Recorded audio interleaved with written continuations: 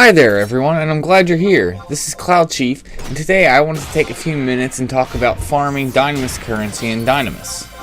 If you're trying to build a relic, then I'm sure you're already aware of the absurd amount of currency you need to finish said relic. So in today's video, I'm going to go over some farming methods to try and help you out. I want to focus on CoP zones for this video. If you're trying to farm currency, you really want to focus on CoP zones instead of city zones. You are going to get a lot more currency focusing on these zones, and I will get into why in a little bit. To access the CoP Dynamis, you just click the hieroglyphics and go ahead and enter. You need regular Dynamis access, and you need to have progressed past Diablos in CoP missions. I'm going to highly suggest that you come Thief Dancer for this. However, Dancer Main or any job that can successfully melee in here with Dancer Sub will work to get a decent amount of currency, but I still highly recommend Thief Dancer. Once you enter, you want to start summoning your trusts. You can summon DD trusts for when you're farming TEs. However, when you're farming the currency, you want no DD trusts. You only want support trusts that aren't going to do anything to the mobs. I'll get into that in a minute. The next step is to now go around the zone and get all the TEs. You need to be going around and getting the TEs, even if, say, you just want to come in and farm for half an hour. You need all the TEs so that way you can proc the mobs, so that way you're getting an increased drop rate in currency. For the TEs, you can refer to this map. The TEs will typically show up in any of these black circles that you'll see on any of these three maps, as I'm showing you throughout the zone. Also to note that the TEs will be statues that will have different names than other statues you see, and they will also check as impossible to gauge.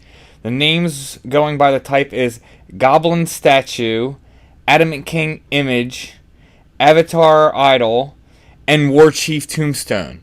So you want to be using wide scan in these areas and looking for those specific names. Something else to note, 4 of the TEs will be static and will always spawn as the same one. Like the Goblin Statue will always be the Goblin Statue. But the 5th TE can actually change its spawn after it's killed to one of the other types. So when you're looking for the 5th TE, just be aware that it can change to a different type and it won't be the same every time. Now we got all the prep stuff done, we can get down to what we're all here for, and that's farming the Dynamis currency. Now pretty much any mob can drop Dynamis currency just by killing them. However, it is an extremely low drop rate. How to increase the drop rate is by procking the mob. Beastmen, be it in a city zone or a CoP zone, actually will proc by the job type and what is done to them. I.e., if it is a heavy DPS like a Dark Knight or even a Paladin, you have the weapon skill to proc it. If it's a like Thief or Ninja being a light DD, it procs by JAs, and if it's a Mage, it procs by Magic. Because of this fact, that's why we are not farming the city zones and we're staying away from Beastmen. Instead, we're coming to CoP zones and our focus is going to be on Nightmare Mob. Specific Nightmare mobs will drop only one type of currency. However, all 3 procs can apply to all Nightmare mobs. The difference is the procs on the mobs will occur at different times depending on what in-game time it currently is. Because of this fact, we are going to then focus on the time frames that you'll see here of what mobs you want to farm. And I'm specifically focusing just on the JA time frames. Because we mainly want to focus on JA procking, that's why we want to be Dancer or Dancer Sub. Mainly you want to be Thief with Dancer Sub, so that way you're getting Treasure Hunter and you're getting all the fast JAs, so that way you have a high chance of procking a mob.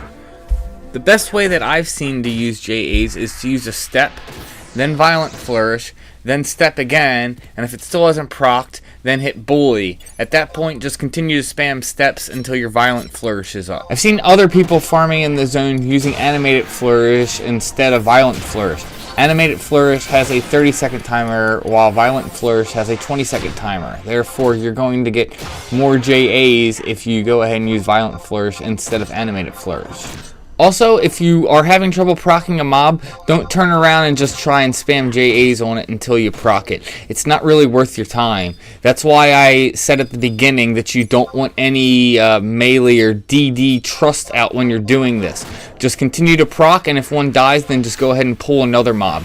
You're going to be better off doing that than trying just to continually proc the same mob and wait until it procs to move on, because you still have the chance of it dropping at least one currency from killing. And that's pretty much it for farming Dynamis currency. There are two more things that I want to touch on real quick before I wrap up this video. First thing that I want to touch on is AoEing Dynamis. I've heard a lot of people say that they're going to go AoE Dynamis and then they'll come back later and be like, oh, well that was just really bad, I didn't get much currency. And the reason is they weren't proccing the mobs. But I have an idea that you can AoE and try and proc the mobs. I have yet to test this yet, but my idea is to come in maybe half naked, or, you know, I'll have to experiment with different gear to see, and then like a bronze knife. And the idea is to pull a bunch of mobs and then use Aeolian Edge 5 to 6 times, then afterwards switching to your main gear and then just AoE killing them. That way you have, you know, 5 to 6 chances of them proccing from you doing Aeolian Edge without them taking much damage. I see that as a potential way to actually make currency, but until I go and test it and see what my currency results are, it's really hard to say. The very last thing that I want to touch on is when you go to enter Dynamis, it'll actually say whether you want to enter with your sub-job restricted or not. I always found this weird because why wouldn't you enter with your sub-job? But then in doing research for this, I found out that if you come in without a sub-job, you have a chance of getting a white proc after you've gotten all the TEs. Be it the white proc is only 1%. However, if you get the white proc, you are guaranteed a 100 piece. So this got me thinking about coming in and doing this as Dancer main without a sub-job, so that way you have chances at 100 pieces.